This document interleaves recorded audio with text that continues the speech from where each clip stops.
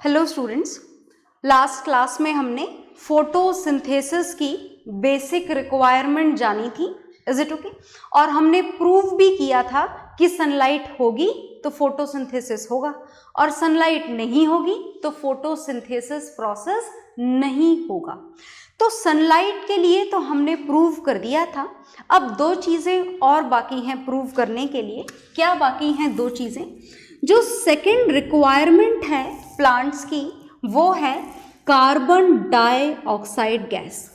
और जो रिएक्शन हमने लिखी थी फोटोसिंथेसिस की लास्ट क्लास में, अकॉर्डिंग टू दैट रिएक्शन ये कार्बन डाइऑक्साइड ही है जो फाइनली किसमें कन्वर्ट होगा? ग्लूकोज में।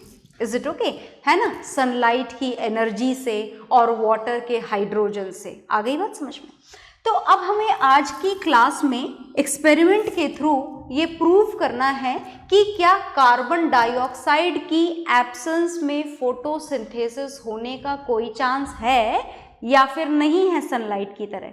तो एक्सपेरिमेंट के स्टेप ऑलमोस्ट सेम होंगे जैसे हमने लास्ट क्लास में देखे थे, बस वहाँ पर आपने सनलाइट की अवेलेबिलिटी रिमूव कर दी थी। बिल्कुल उसी तरीके से इस वाले एक्सपेरिमेंट में आपको कार्बन डाइऑक्साइड की अवेलेबिलिटी रिमूव कर देनी है, राइट? तो अब बात यह है कि आखिर एयर से प्लांट को ले जाएं कहाँ? किसी वैक्यूम वाली जगह पर ले जाना पॉसिबल है क्या? नहीं नहीं, बिल्कुल भी नहीं। तो हम कैसे करें फिर इस एक्सपेरिमेंट को? सुनिएगा ध्यान से। हम एक्सपेरिमेंट करने जा रहे हैं, लिख रही हूं मैं डिटेल यहां पर। एक्सपेरिमेंट टू शो दैट, क्या शो करने जा रहे हैं हम? Carbon dioxide gas is needed, is required for the process of photosynthesis. Is it okay? तो चलिए प्रूव करते हैं। प्रूव करने के स्टेप्स जो हैं दे आर ऑलमोस्ट सेम, इसलिए मैं थोड़ा जल्दी जल्दी बताऊंगी, ठीक है ना? तो देखिएगा ध्यान से। फर्स्ट स्टेप में हमको क्या करना था? D starch. पॉटेड प्लांट को क्या करना था? D starch. समझ गए ना? डी स्टार्च का मतलब जो लीव्स में ऑलरेडी स्टार्च स्टोर्ड है उसे रिमूव करने वाले प्रोसेस को क्या बोला जाता है? D starch. Is it okay? और उसके लिए आपको पॉटेड प्लांट को 2 to 3 days कहाँ पर रखना होता है? डार्क रूम में, जहाँ पर क्या नहीं होनी चाहिए? सनलाइट नहीं होनी चाहिए, राइट? ओके, चलिए भाई, अब डी स्टार्च पॉटेड प्लांट आपके पास में रेडी है। ध्यान से सुनिएगा तो फिर आगे हमें क्या करना है। ये है हमारे पास में डी स्टार्च्ड पॉटेड प्लांट, ओके? ये इसका स्टेम और ये इसमें लगी हुई लीफ। Is it okay? है ना? मैं एक ही लीफ बनाऊंगी दोबारा से, आपकी मर्जी हो, आप जैसे भी बनाना चाहें वैसे बनाएं, सुंदर सा प्लांट बनाएं। चलिए देखिए ध्यान से। तो ये हमारे पास में कैसा प्लांट है? मैं लिख दूं, डिटेल लिख देती हूँ। देखिए ध्यान से, हमारे पास में ये है destarched potted plant, okay? Destarch potted plant का मतलब which was kept for 2 to 3 days in the dark room. मतलब फिलहाल हमारे हिसाब से इस लीफ में नहीं होना चाहिए। क्या नहीं होना चाहिए? स्टार्च। आप चेक कर सकते हो क्या? बिल्कुल, आप कोई सी भी लीफ एक तोड़ लो और आयोडीन सोल्यूशन उसके ऊपर डाल के देख लो, है या नहीं है, पता लग जाएगा। अब हम चाहते हैं कि इस लीफ के आधे हिस्से को कार्बन डाइऑक्साइड मिले और आधे हिस्से को नहीं मिले। तो क्या एल्यूमिनियम फॉइल से रैप कर दें पहले की तरह? नहीं नहीं, अब उससे काम नहीं चलेगा। क्यों नहीं चलेगा? क्योंकि एल्यूमिनियम फॉइल सनलाइट को रोक सकती है, कार्बन डाइऑक्साइड गैस को एंटर होने से नहीं रोक सकती। Is it okay? तो फिर हमें क्या करना पड़ेगा? देखिएगा ध्यान से।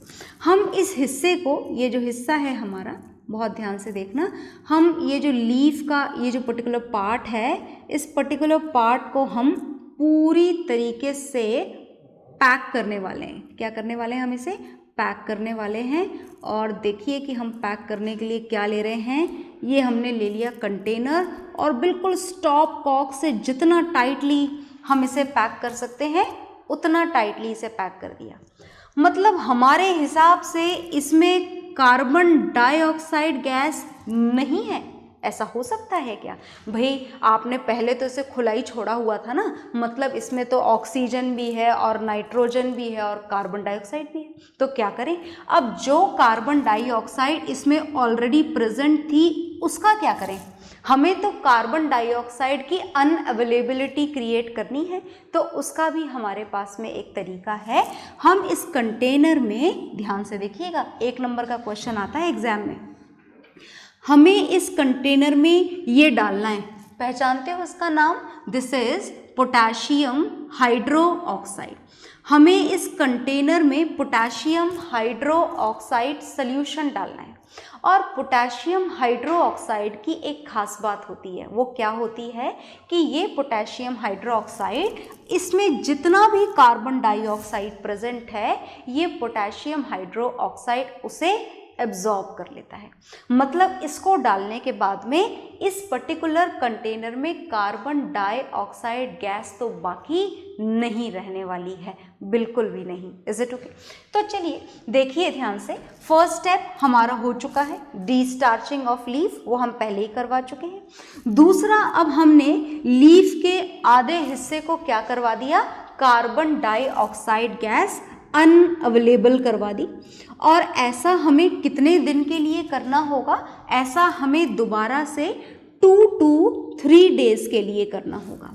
आ गई बात समझ में? 2 से 3 दिन तक आप सनलाइट अवेलेबल करवा रहे हैं। सनलाइट तो देखो पूरे ही पार्ट को अवेलेबल हो रही है, इस ऊपर वाले हिस्से को भी और इस नीचे वाले हिस्से को भी। Is it okay? As this is a transparent container, तो डेफिनेटली सनलाइट दोनों पार्ट्स को अवेलेबल हो रही है। क्या अवेलेबल नहीं हो रहा है? नीचे वाले पार्ट को कार्बन डाइऑक्साइड, ऊपर वाले को कार्बन डाइऑक्साइड अवेलेबल है? बिल्कुल है। इसको अवेलेबल है? बिल्कुल नहीं। ओके, तो ऐसा प्रोसेस दोबारा आपको कितने दिन के लिए करना था? 2 to 3 डेज। तो अब 2 से 3 दिन के बाद में आपको आगे क्या करना है? थर्ड स्टेप क्या करना है? अब जितनी भी स्टेप हैं दे ऑल आर सेम, बिल्कुल सेम है। मतलब अब आप इस लीफ को यहाँ से तोड़ेंगे और तोड़ करके क्या करेंगे? याद है ना आपको? तोड़ करके आप इसका क्लोरोफिल रिमूव करेंगे। और क्लोरोफिल रिमूवल के लिए हमें लीफ को क्या करना पड़ेगा? बॉईल करना पड़ेगा। किस में बॉईल करना पड़ेगा? अल्कोहल में। सीधे अल्कोहल में बर्नर में डाल करके इसे बॉईल करने? No, not at all. Alcohol क्या कर लेगा? फायर कैच कर लेगा। तो अल्कोहल में बॉईल करने के लिए आपको क्या यूज़ करना पड़ेगा? Water bath. और इस प्रोसेस के बाद में जो लीफ आपको मिलेगी अल्कोहल में बॉईल होने के बाद में, वो कलरलेस या फिर पेल कलर आप बोले मिलेगी। उसके बाद में चिपका हुआ, जो थोड़ा बहुत चिपका हुआ क्लोरोफिल है, जो थोड़ा बहुत रह गया है क्लोरोफिल बाकी, उस स्टिक्ड क्लोरोफिल को रिमूव करने के लिए आप इसे किस में वॉश करेंगे? हॉट वाटर में वॉश करेंगे तो ज़्यादा बेनिफिशियल होगा। कोल्ड वाटर से भी काम हो सकता है, पर हॉट वाटर से 2 काम हो जाते हैं। याद है ना दोनों काम? एक तो चिपका हुआ क्लोरोफिल रिमूव हो जाता है, जो थोड़ा बहुत रह जाता है बाकी उसके ऊपर, लीफ के ऊपर। और दूसरा क्या काम होता है? दूसरा काम होता है कि जो प्लांट सेल की सेल मेम्ब्रेन है, ये पोरस हो जाती है, ताकि जब आप आयोडीन सोल्यूशन डालें तो वो आयोडीन सोल्यूशन उसके अंदर तक एंटर हो जाता है। तो अंदर तक जाकर आयोडीन सोल्यूशन, अंदर जाना पड़ेगा ना, क्योंकि अंदर ही तो स्टार्च है। Is it okay? तभी तो ब्लू ब्लैक होगा। तो दोनों काम हो जाते हैं जब आप लीफ को किस में वॉश करते हो? हॉट वाटर में। दोनों काम हो जाते हैं, चिपका हुआ क्लोरोफिल भी रिमूव हो जाता है और साथ ही में सेल मेम्ब्रेन पोरस हो जाती है प्लांट सेल्स की। Is it okay? अब 5th स्टेप आपको पता है क्या करना है आपको। 5th स्टेप में आपको 5th स्टेप में एक पैट्री डिश लेनी है और इस पैट्री डिश के अंदर ये जो लीफ है जिसके साथ आपने ये सारे प्रोसेस किए थे, ये लीफ डाल लेनी है। This is the portion for which carbon dioxide is unavailable. This is the portion for which carbon dioxide is available. For this it is unavailable। देख रहे हैं ना आप? For lower portion no carbon dioxide is there, right? Now what has to be done? Now we have to put the iodine solution on the sleeve. आप कौन सा solution डालेंगे? Iodine. In that condition, this portion will turn into blue black color and no blue black color will be formed in this portion, for which carbon dioxide gas is unavailable. आ गई बात समझ में? तो proof हो गया हमारा एक और experiment that without carbon dioxide no photosynthesis will take place. Is it okay? No photosynthesis, no glucose formation, no starch storage. किसके बिना नहीं हो सकता? कार्बन डाइऑक्साइड के बिना। तो चलिए इसके बाद में हमको आगे चलना है, पर देखिए मैंने स्टेप्स शॉर्ट में लिखी है, आपको ये स्टेप्स बिल्कुल कंप्लीट स्टेटमेंट के साथ में, and for each and every step if diagram is required like this you have to draw the diagrams also. Is it okay? So this is your homework. आप इसे करेंगे। फिलहाल आप इसे नोट डाउन कर लें, इनकम्प्लीटली नोट डाउन कर लें, so that you will be able to make the complete sentences. Is it okay?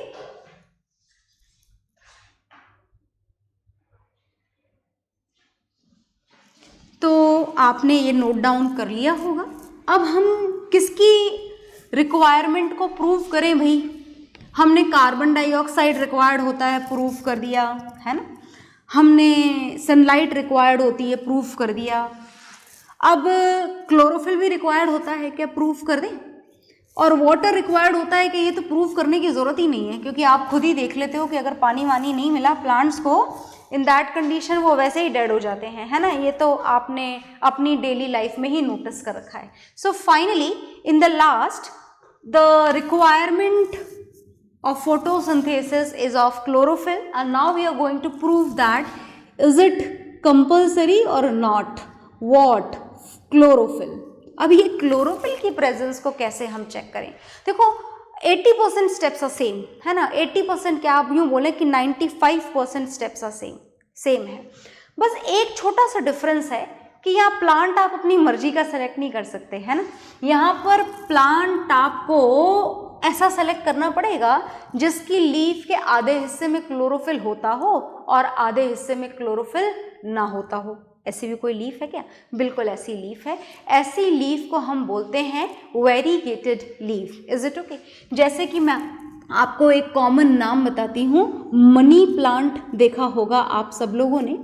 इस मनी प्लांट की लीफ जब आप देखते हैं तो आधा हिस्सा ग्रीन होता है, आधा हिस्सा वाइट होता है। Is it okay? ऐसे ही क्रोटोन करके प्लांट है, उसके भी कलरफुल लीव्स होती हैं, एग्जैक्टली ग्रीन नहीं होती हैं। तो आप तो मनी प्लांट इमेजिन कर लीजिए। मनी प्लांट से हम जानते हैं कि क्लोरोफिल बेसिकली रिक्वायर्ड है या नहीं।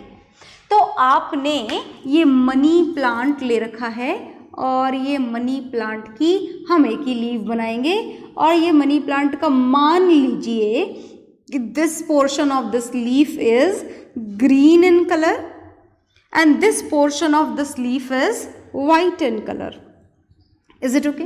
तो हम ये जानना चाहते हैं कि क्या ग्रीन और वाइट दोनों हिस्सों में फोटोसिंथेसिस होता है या फिर सिर्फ इस ग्रीन वाले हिस्से में ही फोटोसिंथेसिस होता है। तो चलिए जानने के लिए हमें स्टेप्स फॉलो करने हैं, और स्टेप्स में ऑलमोस्ट सेम है। पहला स्टेप आपने मनी प्लांट लिया, और इस मनी प्लांट का पहला स्टेप सब में सेम है। पहला स्टेप क्या है? याद हो गया होगा अब तो। पहला स्टेप है हमें क्या करना है, इसकी प्लांट को डी-स्टार्च करना है। कैसे करेंगे डी-स्टार्च? डी-स्टार्च करने का प्रोसेस तो हमें बहुत अच्छे से पता है। हमें इस प्लांट को डार्क रूम में रखना पड़ेगा, बिल्कुल डार्क रूम में, समझते हो ना आप। मतलब आपकी ट्यूबलाइट की रोशनी भी अवेलेबल नहीं होनी चाहिए। Is it okay? एकदम डार्क रूम होना चाहिए। ओके? और डार्क रूम में आप इसे कितने दिन के लिए रखेंगे? 2 to 3 डेज के लिए। ये क्या हो जाएंगी? इसकी लीव्स डी-स्टार्च्ड हो जाएंगी।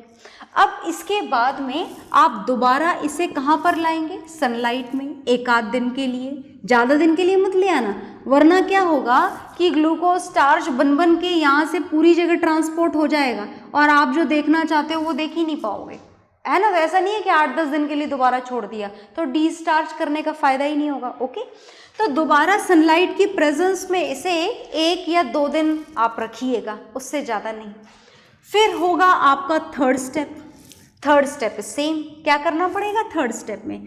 थर्ड स्टेप में आपको क्लोरोफिल रिमूव करना पड़ेगा। अब बताने की ज़रूरत तो नहीं है ना कि क्लोरोफिल कैसे रिमूव करना होगा, पता है ना क्लोरोफिल कैसे रिमूव करना होगा। बिल्कुल, हमें क्या करना पड़ेगा? अल्कोहल में boil, alcohol will change into green colour and leaf will be either colourless और become pale in colour. Is it okay? अब फोर्थ स्टेप क्या है? We have to wash the leaf with hot water. Hot water से wash करने के 2 फायदे मैंने आपको बताए थे। First, the chlorophyll will be removed if it is left sticked over it, okay. And second is the cell membrane of plant cells becomes porous. कैसी बन जाएंगी सेल मेम्ब्रेन? और ज़्यादा पोरस बन जाएंगी। Is it okay? अब fifth step क्या है कि finally we have to put this leaf in a petri dish and we have to drop the iodine solution on it. Okay, then what would happen? The portion which was green in color turned blue black. ये किस में turn हो जाएगा? Iodine solution डालते ही ये किस में convert हो जाएगा? ये कन्वर्ट हो जाएगा ब्लू ब्लैक कलर में, which was green in colour, and the remaining part will remain same. No blue black colour formation will be there. कोई ब्लू ब्लैक कलर का फॉर्मेशन नहीं होगा. आ गई बात समझ में? तो ये आपके सामने स्टेप्स लिखी हैं, आपको कंप्लीट लिखनी है, स्टेटमेंट्स बनाने हैं. ओके, तो इसे नोट डाउन कर लीजिए so that you can write it completely.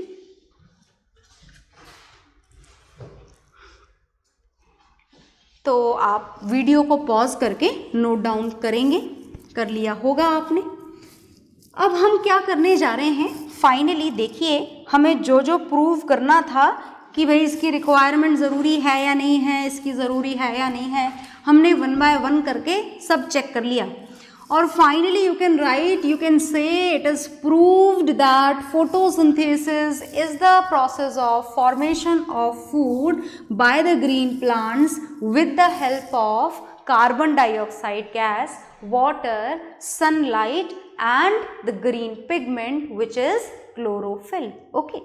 तो चलिए अब हम जानते हैं, क्या जानेंगे अब हम, कि जो कार्बन डाइऑक्साइड गैस है वो प्लांट में कैसे एंटर हुई, या फिर जो सनलाइट है वो कैसे प्लांट ने एब्जॉर्ब करी, या फिर जो पानी आप सॉइल में डाला करते हैं वो प्लांट की सारी लीव्स तक कैसे पहुंचा. ये सारी बातें आपको जाननी है.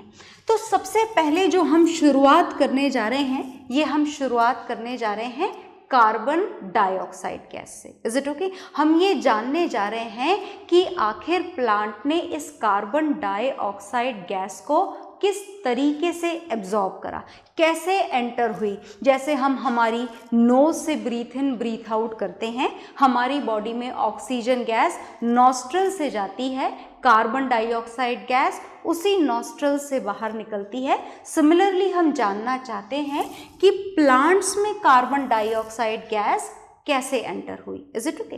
तो सुनिएगा, प्लांट्स में कार्बन डाइऑक्साइड गैस के एंटर होने के लिए प्लांट की लीव्स में, इवन स्टेम में, इवन रूट्स में, सब जगह पर छोटे छोटे पोर्स होते हैं.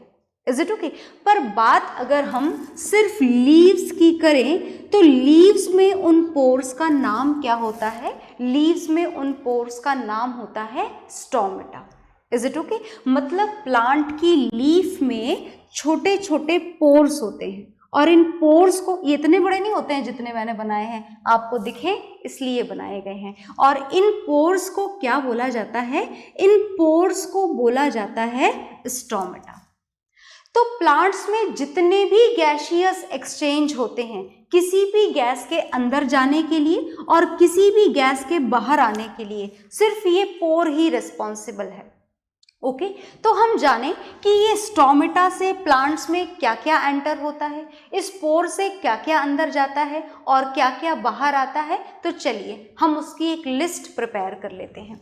देखिए इस स्टोमेटा प्रोसेस की पोर की अगर बात की जाए तो फोटोसिंथेसिस प्रोसेस के ड्यूरेशन में कार्बन डाइऑक्साइड गैस इसी पोर में से प्लांट के अंदर जाती है। Is it okay? तो फोटोसिंथेसिस में से कोई गैस बन के बाहर भी जाती है क्या? बिल्कुल जाती है। हमने पढ़ा था कि ऑक्सीजन गैस बनती है और बाहर चली जाती है। कौन से पोर से? विद द सेम पोर। क्या नाम है इस पोर का? स्टोमेटा। Is it okay?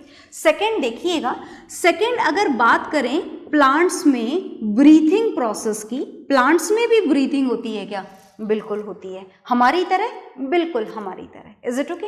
मतलब ब्रीथिंग प्रोसेस में प्लांट्स कौन सी गैस ब्रीथ इन करते हैं? बिल्कुल हमारी ही तरह प्लांट्स ऑक्सीजन गैस ब्रीथ इन करते हैं। कौन से प्रोसेस में? ब्रीथिंग में। Is it okay? और ब्रीथिंग प्रोसेस में प्लांट्स कौन सी गैस एक्सेल करते हैं? बिल्कुल सेम जैसा कि ह्यूमन बींग्स करते हैं, कार्बन डाइऑक्साइड।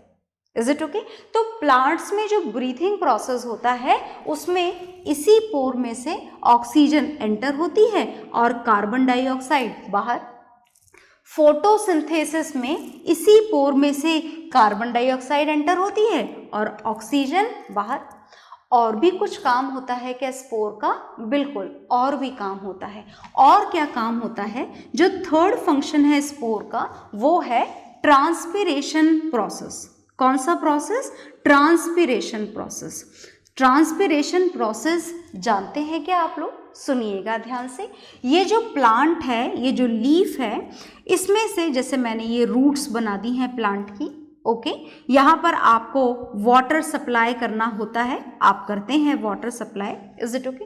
ये जो वाटर है ये इस स्टेम में से लीफ में जाता है और लीफ से फाइनली इस पोर से धीमे धीमे करके बाहर निकलता रहता है, कंटिन्यूस बाहर निकलता रहता है। और पानी के इस तरीके से इस स्टोमेटा में से बाहर निकलने वाले प्रोसेस को हम क्या बोला करते हैं? इस पानी के बाहर निकलने वाले प्रोसेस को हम बोलते हैं ट्रांसपिरेशन।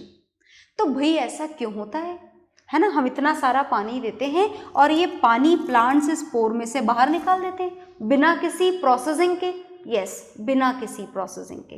तो क्यों बाहर निकालते हैं? ताकि ये पानी लगातार इस स्टोमेटा में से निकलता रहे और ये पोर हमेशा खुला रहे। क्योंकि अगर ये पानी यहाँ से बाहर नहीं निकलेगा कंटिन्यूसली तो डस्ट पार्टिकल के थ्रू या पॉल्यूटेंट्स के थ्रू ये पोर क्या हो जाएगा? बंद हो जाएगा। और अगर ये पोर बंद हो गया तो ये जितने भी गैसियस एक्सचेंज इस पोर के थ्रू हो रहे थे वो होना बंद हो जाएंगे। Is it okay?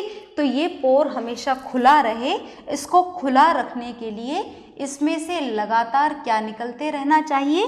पानी निकलते रहना चाहिए ताकि ये पोर हमेशा ओपन रहे और सारे गैसियस एक्सचेंज इसमें से कंटिन्यूसली होते रहें। Is it okay? And this removal of water from the same pore is known as transpiration process. Okay, तो चलिए अब हम इस पोर को थोड़ा और जानते हैं। देखिएगा ध्यान से, हम इस पोर के बारे में जानने वाले हैं स्टोमेटा के बारे में। ओके, काम तो हमने जान ही लिया स्टोमेटा का कि क्या क्या होते हैं, all gaseous exchange as well as this process of transpiration. Okay, तो देखिएगा जब हम बात इस पोर की करते हैं तो ये पोर दो कंडीशन में होता है। एक तो जैसा कि मैंने बताया कि इसे ओपन रखता है। कौन ओपन रखता है इसे? Transpiration process. तो देखो मैंने बनाया ये, पहचाने आप इसे? ये जो बीच का स्पेस है this is a pore, stomata जिसे आप नाम बोलते हैं। And this stomata pore is bounded with two cells, एक सेल ये रही और एक सेल ये रही। Is it okay? और दोनों ही सेल्स का अगर शेप देखा जाए then they both are kidney shaped cells. कैसी सेल्स होती हैं ये? किडनी शेप्ड सेल्स होती हैं। और इन किडनी शेप्ड सेल्स का नाम होता है गार्ड सेल्स। गार्डिंग करती हैं ये किसकी? स्टोमेटा की। Is it okay? फिलहाल ये जो स्टोमेटा मैंने आपके सामने बनाया है ये ओपन स्टोमेटा है, खुला हुआ है ये stomata. That means all the gaseous exchange can be done with this open stomata. और स्टोमेटा ओपन कब रहता है? जब इस स्टोमेटा में से लगातार क्या होता रहे? रिमूवल। किसका? वाटर का। कौन से प्रोसेस के थ्रू? ट्रांसपिरेशन प्रोसेस के थ्रू। आ गई ना बात समझ में? ठीक है। तो क्या ये कभी बंद भी हो जाता है? बिल्कुल बंद हो जाता है। तो देखिए मैं क्लोज्ड स्टोमेटा का फिगर यहाँ पर बना रही हूँ। क्लोज्ड स्टोमेटा कैसा होता है? जब ये गार्ड सेल्स बिल्कुल स्ट्रेट हो जाती हैं, है ना, बिल्कुल सीधी हो जाती हैं, ये ऐसे सीधी हो जाती हैं। ये क्या बनाई गई हैं? दोनों गार्ड सेल्स बनाई गई हैं। ये बीच वाला पोर फिलहाल कैसा है? क्लोज्ड। ऐसा क्लोज्ड स्टोमेटा दो कंडीशन में देखने को मिलता है। एक तो तब जब आपने पानी ना दिया हो पेड़ को लंबे समय से, तो ये अपने आप के जो पेड़ के अंदर जो पानी बचा है उसे प्रिजर्व करने के लिए, बचा के रखने के लिए, है ना, कंजर्व करने के लिए, ओके, प्रिजर्व नहीं, कंजर्व करने के लिए ये क्या करता है? अपने पोर को अपने आप बंद कर देता है ना, ताकि ट्रांसपिरेशन प्रोसेस बंद हो जाए और जो पानी पेड़ के पास में बचा हुआ है वो बचा रहे। Is it okay? दूसरा ऐसी कंडीशन क्रिएट होती है डेजर्ट प्लांट में, क्योंकि उनके पास में पानी की ऑलमोस्ट हर टाइम पर कमी रहती है। तो ये है ओपन स्टोमेटा और ये है क्लोज्ड स्टोमेटा और ये है इन स्टोमेटा को प्रोटेक्ट करने वाली गार्ड सेल्स। और इस गार्ड सेल में प्रेजेंट होते हैं छोटे छोटे प्लास्टिड्स। समझे आप ये कौन से प्लास्टिड्स हैं? ये वो प्लास्टिड्स हैं जिसमें फिल्ड होता है, क्या फिल्ड होता है? क्लोरोफिल। ओके, तो मैंने दोनों सेल्स में बना दिए हैं, ये नाम भी हम लिख देते हैं इसका। They are chloroplast which are filled with the chlorophyll. तो जितनी भी फोटोसिंथेसिस की रिएक्शन होती है वो कहाँ पर होती है? इन क्लोरोप्लास्ट में होती है। आ गई बात समझ में? तो आई होप आपको स्टोमेटा का रोल समझ में आ गया होगा। कब ओपन होता है, कब क्लोज्ड होता है, कौन सी सेल से कवर्ड होता है और क्या क्या काम करता है। Is it okay? तो ये स्टोमेटा के बारे में जितनी भी इंफॉर्मेशन और ये दोनों फिगर जो बने हुए हैं ये आपको बनाने हैं, और जितने भी फंक्शंस लिखे हुए हैं ये फंक्शंस भी आपको नोट डाउन करने हैं। ओके, इसके बाद में पानी प्लांट्स के पास तक कैसे पहुंचता है, हर सेल तक कैसे पहुंचता है, या फिर बाकी फोटोसिंथेसिस की रिक्वायरमेंट कैसे फुलफिल होती हैं, that will see in the next class. Okay, so bye everyone.